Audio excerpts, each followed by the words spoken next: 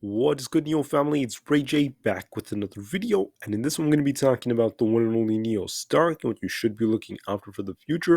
I'm also going to break down the latest deliveries report that just came out for NIO and break down why on earth NIO absolutely killed it, why NIO beat expectations by quite a margin, why NIO did very, very well, and why this makes me very bullish for NIO for the long-term future. Now, before I break anything down about their numbers, before I talk about how many cars NIO delivered, why this is great news for NIO investors, I do have to mention a couple of things before starting.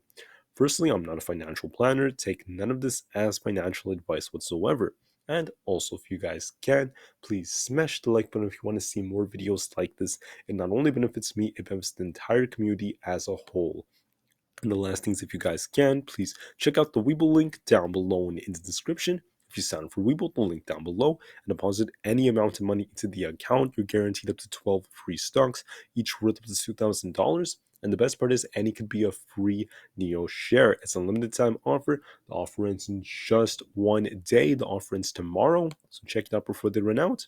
With that out of the way, let's get on with the video. I'm recording this just a few minutes before the market closes, and so far the market's actually looking pretty okay. I wouldn't say it's extremely horrible. I wouldn't say it's extremely great.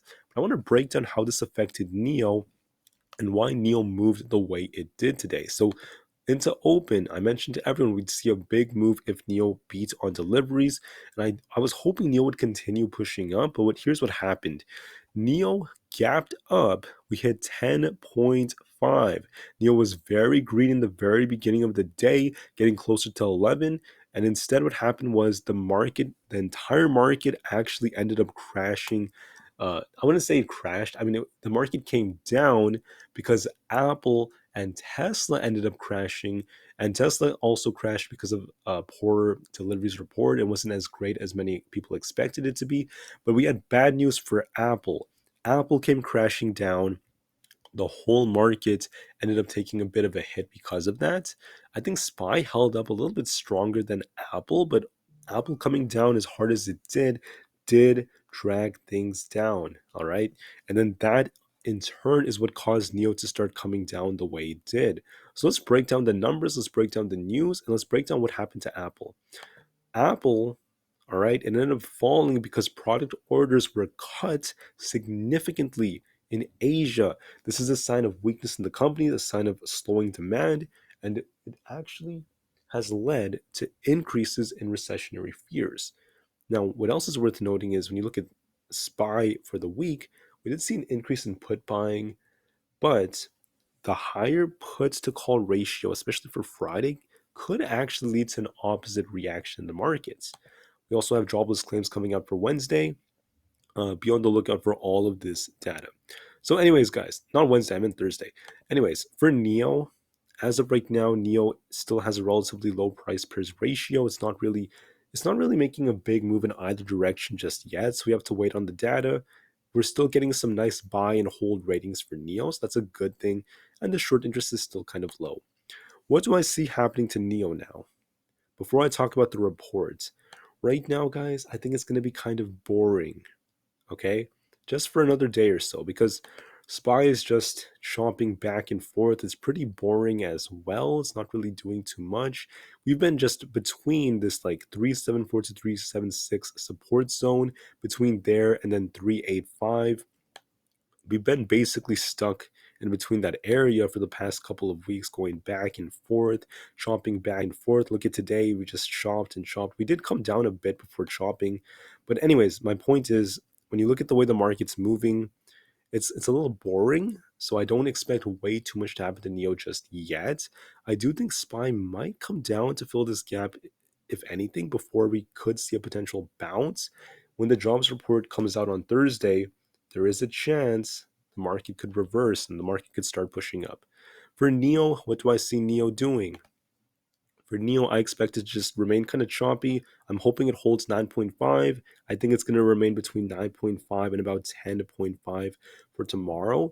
And if the market starts pushing up a bit, we could see a slight green day tomorrow, okay? So that's what I wanted to just talk about just briefly. I do expect it to be a kind of sideways though, right? Because the market's in a bit of a stationary phase. But if the jobs report comes out better than what the analysts want, then we could actually see the market push up. And when I say better, I mean more pain in the jobs market. We want more pain. We want more unemployment right now. I know you don't like to hear that, but it is the truth. It's the way the market thinks, because we do not want the market to be too strong. We do not want too many jobs right now. We want pain to bring down inflation. So, anyways, with all that said, I know I went a little bit into detail about the technicals. Let's talk about the reports that NIO just gave us, because this is very important.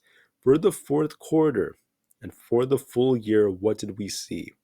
NIO delivered 15,000 vehicles in December, 50.8% increase year over year. Let's go. Very, very good.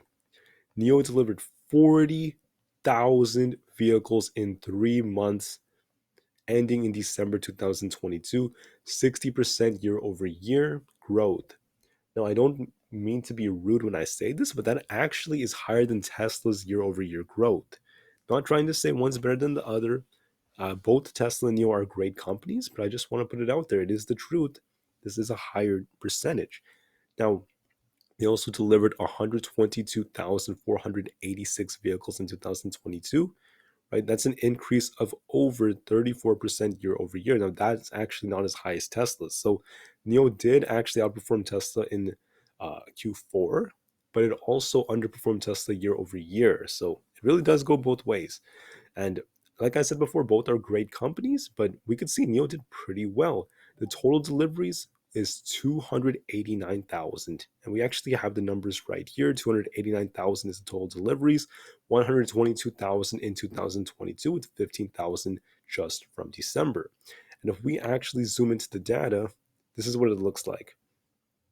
What an amazing report. What fantastic numbers NIO has given us. You could see the beginning of the year, NIO was giving us 9,000, 6,000, 9,000, under 10,000 deliveries every single month, right? This was the start of 2022. And this is for the entirety of the first quarter. Then we get to the second quarter. We get 7,000, 12,000. This was like a big reaction to the lockdowns when NIO had that big backlog in orders and they finally delivered a ton of cars once China reopened. Then we started getting consistent 10,000 months. Then for the last quarter, NIO really ramped it up. They started working even harder. And we got 10,000, 14,000, almost 16,000 for the end of the year. Nice, strong close to the end of the year.